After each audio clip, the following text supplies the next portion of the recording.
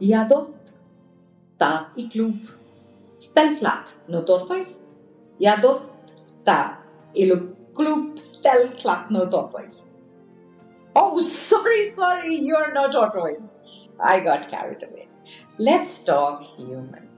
Welcome to the Bookbibuli podcast. Tortoise to human. Today at Bookbibuli, let's talk on Esio Trot. Jadot ta iklub stelklat no tortoise. Esio Trot, a children's novel written by British author Roald Dahl, published on 3rd September 1990. It was the last of Dahl's books to be published in his lifetime. He died just 2 months later. We have Trinav with us, 10, and a fan of Esio Trot. If permitted, he would create a collection of tortoises at home. His parents, for once, are very happy with the government. Hello, Trinav. How are you? It's a pleasure to have you with us. So why don't you tell us a little about yourself? Hello everyone, I am Trinav Khurajam, studying in 5th standard, Cambridge 27, and I will be turning 10 years old. I love reading, it relaxes me. I read anything from books to newspapers, magazines, even instruction manuals. Some of the authors I love reading include Sudha Murthy, Enid Blyton, Ruskin Bond, Geronimo Stilton, and of course, Roald Dahl. I liked Alfie. He's so tiny and cute. How many tortoises did you want after reading this?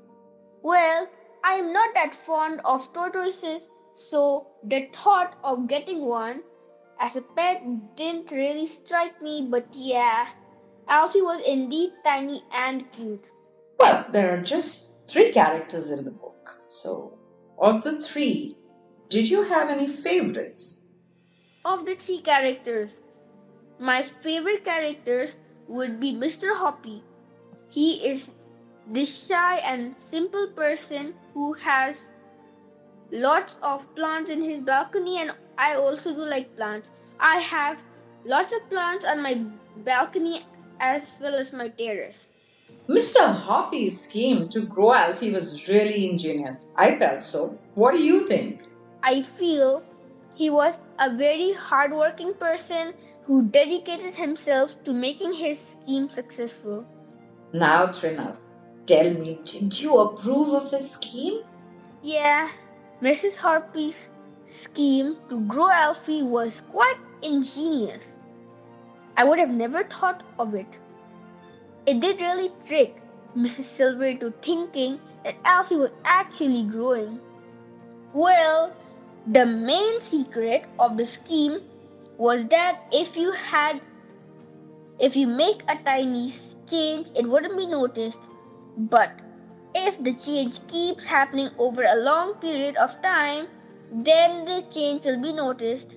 So, what Mr. Hoppy did was he bought lots of tortoises and he weighed each of them and made sure that one was exactly weighing slightly more than the last one and replaced it.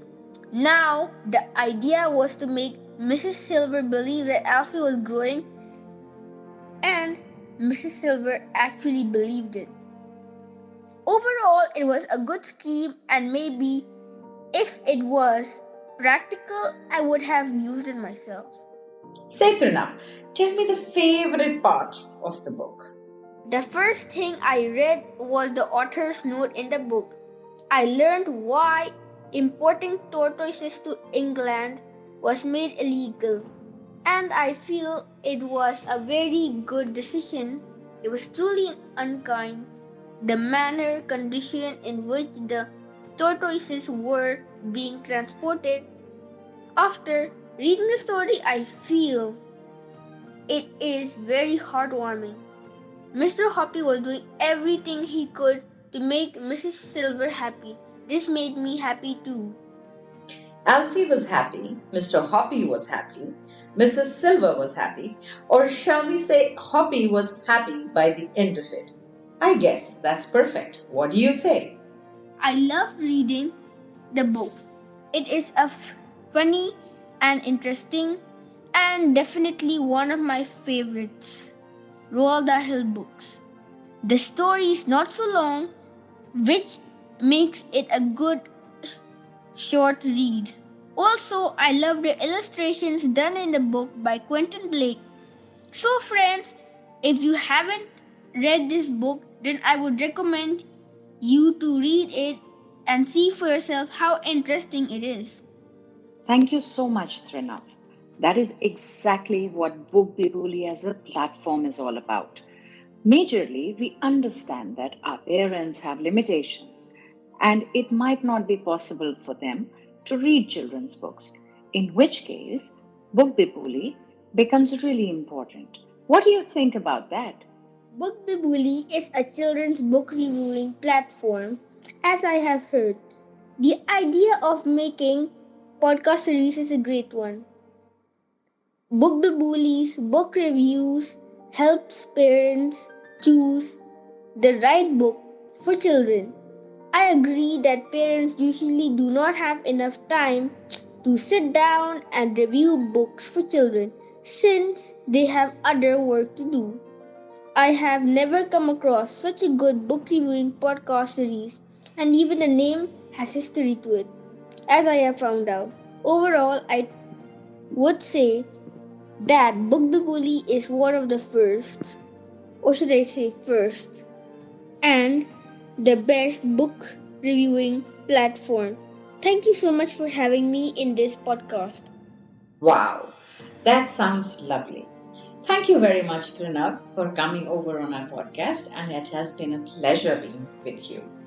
To the rest of the audience, a story with only 3 characters, and just 2 of them humans. Only Dahl could have pulled it off. Overall, Roald Dahl's Esio Trot is a good, simple story that children aged about 7 to 9 years old will adore. A love story inspired by Alfie the tortoise. It is very well written, as you would expect from the master storyteller. To accompany the engaging text are some excellent drawings. It has been very well illustrated by the wonderful Quentin Blake. Children will love this tale, but adults, being adults, might be skeptic. They might say the message it gives is wrong. The story is about a lonely old man who, over the course of weeks, keeps stealing his neighbor's beloved pet and replacing it with others with the ultimate aim of winning her heart and tricking her into marrying him. Whilst the story may have a happy ending, the method used to get there isn't a very good message to be sending. But that is probably just me being overly critical, as most young readers most likely won't see it. It is a story ultimately about a relationship built on lies and deceit. Not a very great idea. Let's ignore the adult view for a moment. Through a critical eye of the underhanded deception and looking at it as a story of just pure children's fiction without a moral message. It's classic Dahl. Dahl does this all the time. It is well written and enjoyable, fun read that children will be able to read easily at a fast pace as it is a short book, and one that they will enjoy the humor of. It's a debate between truth and happiness. All the 3 characters end up happy, but their happiness is built over lies. So the question is up to you. What is more important, happiness or truth? Choose yourself.